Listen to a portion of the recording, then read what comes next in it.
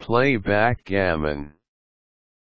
Of all of the board games played today, backgammon is one of the oldest. Its origins predate chess, and the forerunners of backgammon may even predate Go. Today backgammon is played throughout the world and can be enjoyed by players of most all ages.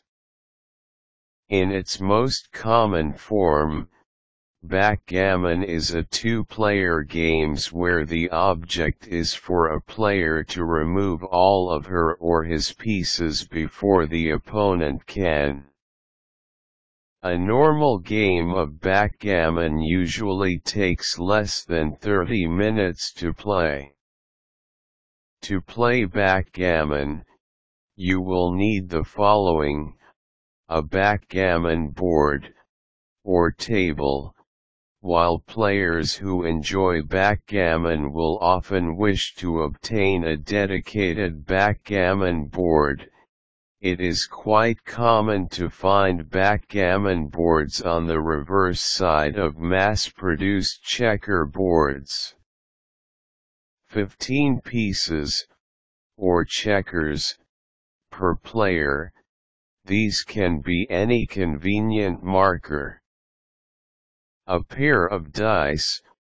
While many players prefer to have a pair of dice per player, a single pair of 6-sided dice is all that is needed. A doubling cube. Optional.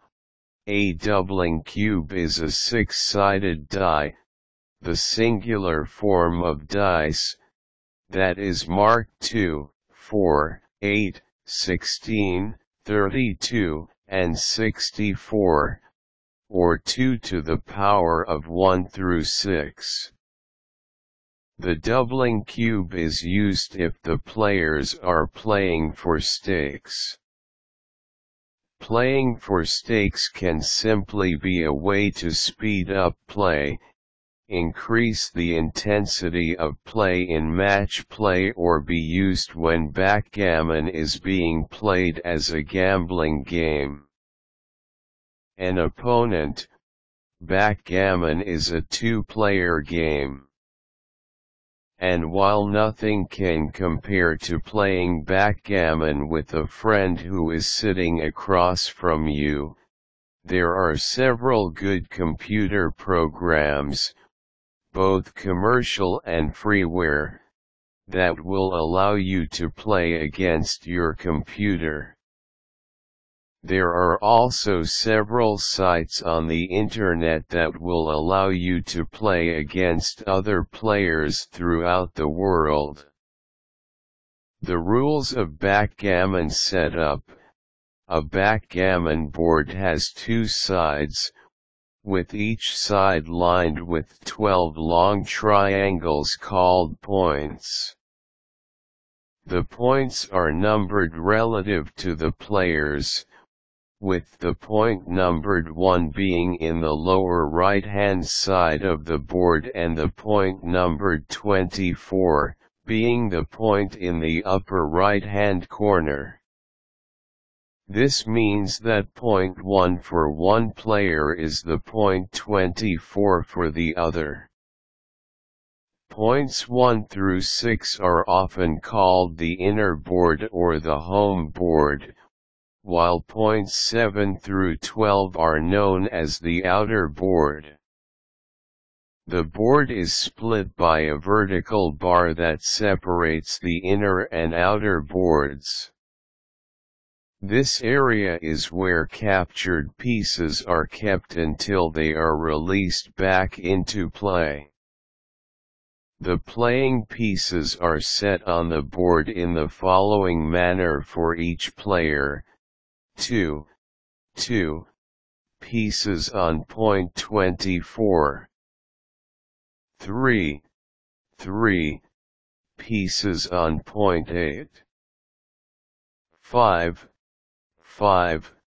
pieces on point 6, 5 pieces on point 13. This will give a total of 30 pieces on the board at the beginning of the game. To start the game, each player rolls a die and the player with the higher value showing goes first. In the case of a tie, simply re-roll. Moving. The object of the game is to move all of your pieces to your inner board so that you can remove them from play.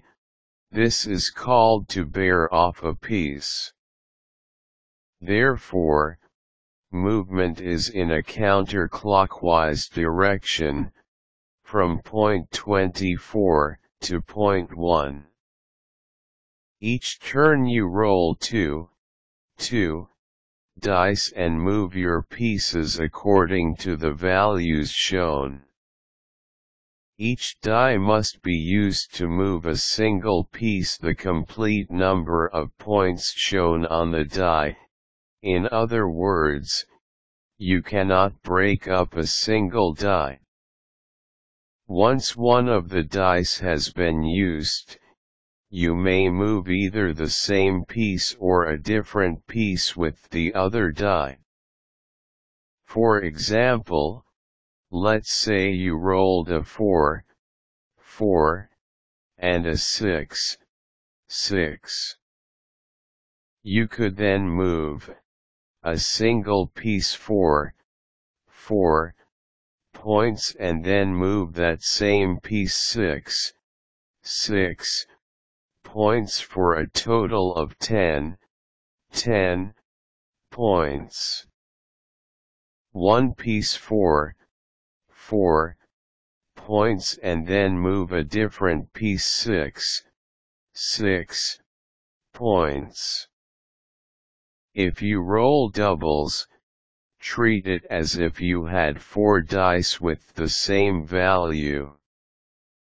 For example, if you rolled a pair of 3s,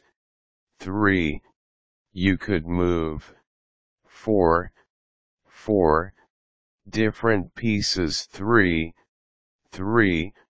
points each. A single piece 4 times 3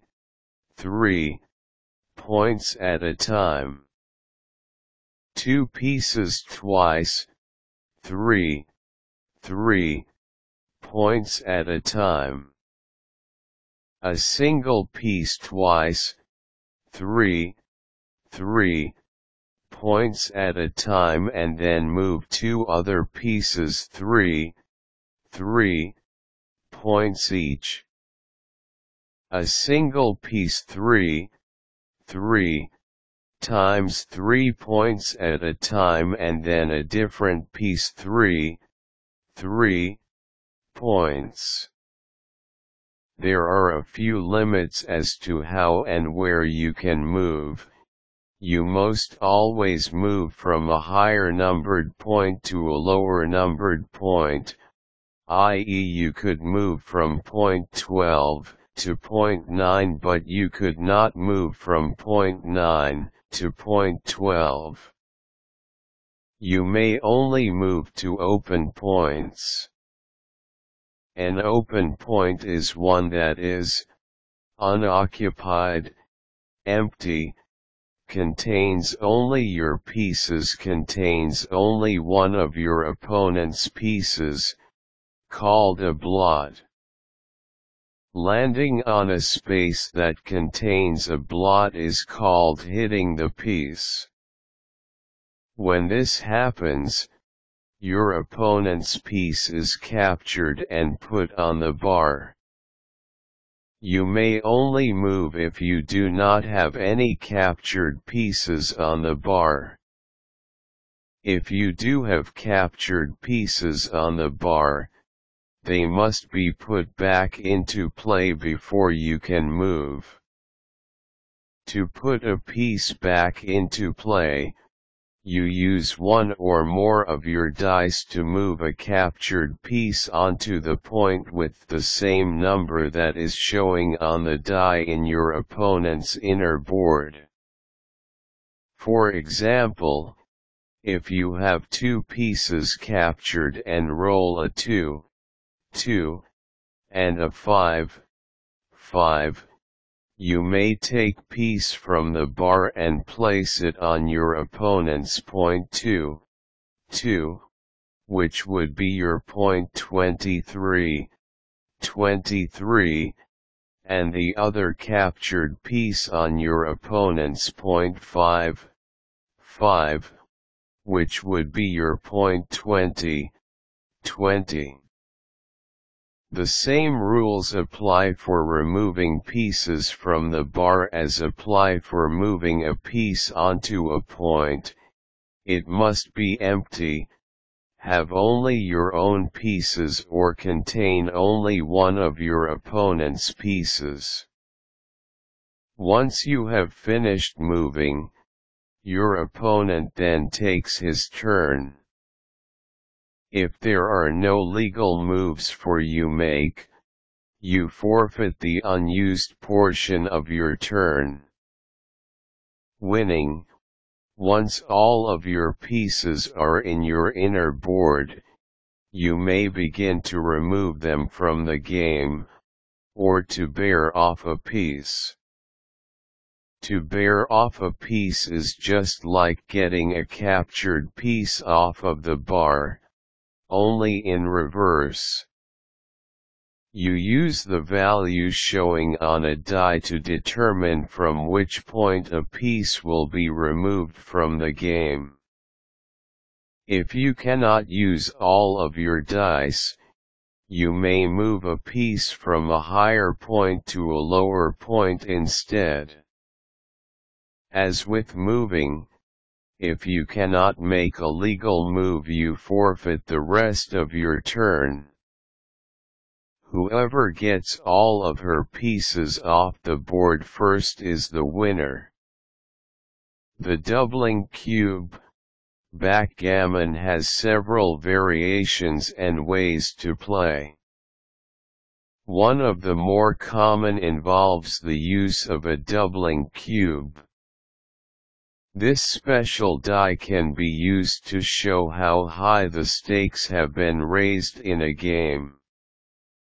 This is useful if several games are to be played in a row, i.e. match play, or in the case of backgammon being played as a gambling game. The rules for doubling differ based on the variation played, but the most common ruling is that a player who feels that his position is strong enough, or wishes to bluff the other player, may elect at the beginning of his turn, before he rolls the dice, to double the stakes. If the opponent refuses, she forfeits the game and loses 1 point. If the opponent accepts the double, the stakes are doubled and she becomes the owner of the cube, allowing her to make the next double if and when she wishes. Even though the doubling cube only shows a maximum value of 64, there is no limit to how high the doubling may go.